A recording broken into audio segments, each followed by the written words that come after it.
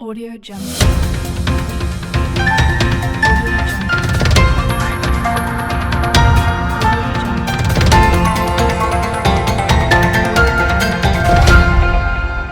Audio Jungle. નમસ્કાર, Saurashtra vision ન્યૂઝમાં હું એન્કર દેવ્યાની આપનું સ્વાગત કરું છું. ચાલો જોઈએ આજના સમાચાર. વેરાવળ ખારવા સમાજના કિશોરભાઈ કુહાડા અને જીતુભાઈ કુહાડા દ્વારા વિનામૂલ્યે શ્રીરામ ભગવા ધ્વજનું વિતરણ કરવામાં આવ્યું હતું.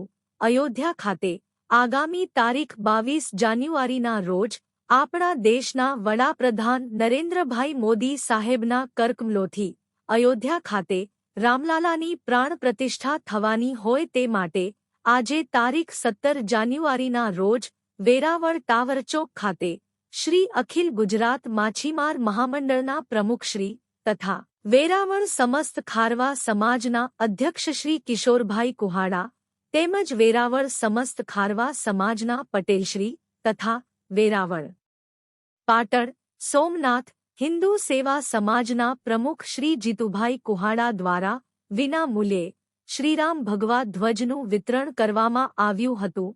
આ શુભ અવસરે ઉપસ્થિત રહેલ શ્રી વેરાવળ સમસ્ત ખારવા સમાજના પટેલશ્રી અને વેરાવળ પાટણ સોમનાથ સનાતન હિન્દુ સેવા સમાજના પ્રમુખ શ્રી જીતુભાઈ કુહાડા, શ્રી અખિલ ગુજરાત માછીમાર મહામંડળના પ્રમુખ શ્રી કિશોરભાઈ કુહાડા, ગુજરાત પ્રદેશ મંત્રી શ્રી રઘુભાઈ હુંબર, ગીર સોમનાથ જિલ્લા ભાજપ પ્રમુખ મહેન્દ્રભાઈ પીઠિયા, ગીર સોમનાથ જિલ્લા ભાજપ મહામંત્રી દિલીપસિંહ બારડ, વિશાલભાઈ વોરા, ભારતની જનતા પાર્ટીના ભરતભાઈ મેર, ગીર સોમનાથ જિલ્લા ભાજપ ઉપપ્રમુખ મંજુલાબેન સુયાણી, ગીર સોમનાથ જિલ્લા ભાજપના પૂર્વ પ્રમુખ ધનસુખભાઈ કુહાડા, વેરાવળ પાટણ શહેર ભાજપ પ્રમુખ શ્રી દેવાભાઈ ધારેચા, નગરપાલિકા પ્રમુખ શ્રીમતી પલ્લવીબેન જાની, ચેરમેન ચંદ્રિકાબેન સિકોત્રિયા, ગીર સોમનાથ જિલ્લા ભાજપ રમત ગમત સેલ સંયોજક વિમલભાઈ ફોફંડી,